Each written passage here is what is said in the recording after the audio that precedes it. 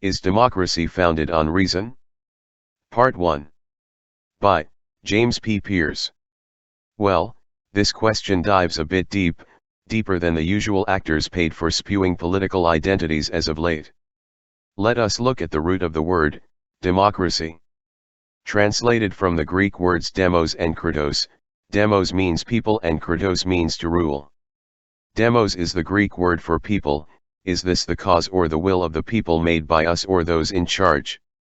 It seems like people forget that those in charge rarely seem to submit to the will of the people. No one is surprised by this, but when the world is the only place you see, then expect nothing from it. Well, if you had access to the levers of power, with a constant stream of money, that is supposedly legal, would you not be tempted by it too? There is a prevailing myth that America is of the people. One side of this coin is actually reasonable, but they are the God-fearing people who find it noble to seek God instead of money. Kratos is the power that gets to those who are in power. They ultimately become oligarchical. This gets in the way of the will of the people, but as previously examined, that rule undermines it all. Reinvigorating another Spenglerian tapestry here, all governments eventually wind up in oligarchy, and yet why not? I have heard everyone on various political spectrums wield a will-to-power mentality, whether it is from a secular, religious, or more abstracted perspective, they all have that in common. So once again, the reason for the people and by the people lies in what? None of that lies in reason, because if it does not come from God, then there would be no reason for it.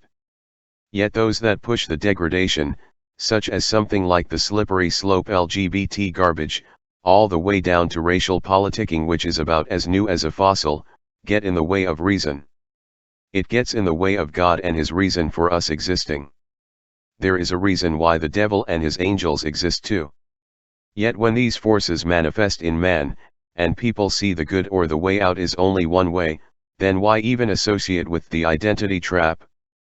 Because it lacks reasoning, yet for some reason, from the founding fathers of the United States to the church fathers who founded the true Orthodox Church, all had a reason for doing so. Why draw these parallels? It is based on the simple fact that democracy is not founded on reason. If the will of the people seeks Christ as the center, then it will manifest as the will of God. Those who seek the good shall be rewarded. Those who seek the wicked shall inherit this world. So then again the cycle continues. There is no in and no way out, it seems.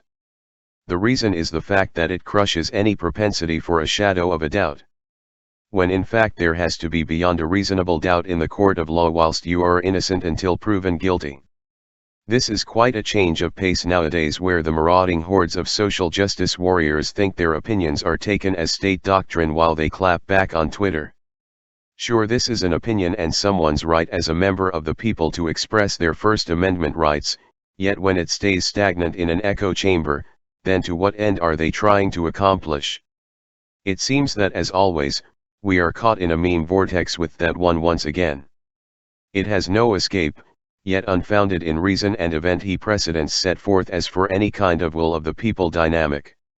When someone is singled out on a continuous basis, it absolutely crushes those under a person who wants to exercise absolute power.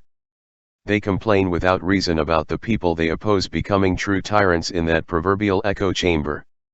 Yet when someone does wrong in their eyes, they have the propensity to crucify them, even if they are completely innocent. So, circling back to the foundations of the reason given to us by God, when those that have to affront him for their supposed morality, when it is just an inversion of the created order, is it left for us to reason as the ruling will of the people, or for God to parse it out with his punishment due unto us?